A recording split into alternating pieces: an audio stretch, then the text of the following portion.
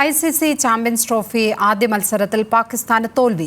ന്യൂസിലൻഡിനെതിരായ മത്സരത്തിൽ 60 റൺസിന് പരാജയപ്പെട്ടു. 320 റൺസ് പിന്തുടർന്ന പാകിസ്ഥാൻ 260 പുറത്തായി. വിവരങ്ങളുമായി മർവ കെ ഷഹീർ ചേരുകയാണ്. മർവ, എങ്ങനെ വിലയിരുത്തണം ഈ കളിയെ?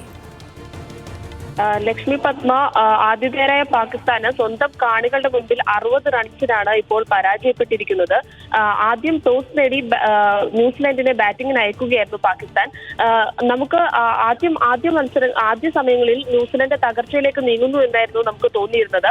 വിൽ യങ്ങിന്റെയും ടോം ലാഥമിന്റെയും സെഞ്ചുറി പ്രകടനമാണ് ന്യൂസിലൻഡിനെ 320 എന്ന വലിയൊരു സ്കോറിലേക്ക് എത്തിച്ചത്.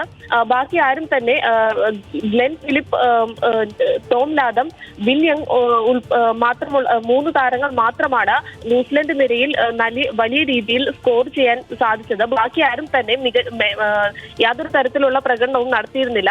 അത്തരത്തിൽ ഈ രണ്ടുപേരുടെയും സെഞ്ചുറി പ്രകടനമാണ് 320 എന്ന റൺസിലേക്ക് ന്യൂസിലൻഡിനെ എത്തിച്ചത്. മറുപടി ബാറ്റിംഗിനിറങ്ങിയ പാകിസ്ഥാൻ ആകട്ടെ തകർന്നടിയുന്ന ഒരു കാഴ്ചയാണ് നമുക്ക് കാണാൻ സാധിച്ചത്. ബാബർ അസം 64 റൺസും ഖുഷ്ദിൽ ഷാ 69 റൺസും സൽമാൻ ആഗ 42 റൺസും എടുത്തു. ഇവരല്ലാതെ ബാക്കിയുള്ള താരങ്ങളെല്ലാം തന്നെ നിരാശപ്പെടുത്തുന്ന ഒരു പ്രകടനമാണ് പാകിസ്ഥാൻ നിരയിൽ നമുക്ക് കാണാൻ സാധിച്ചത്. തുടർച്ചയായ വിക്കറ്റുകൾ ന്യൂസിലൻഡ് തുടർച്ചയായ ഇടവേളകളിൽ വിക്കറ്റ് വീഴ്ത്തുന്ന ഒരു കാഴ്ച ഉണ്ടായിരുന്നു.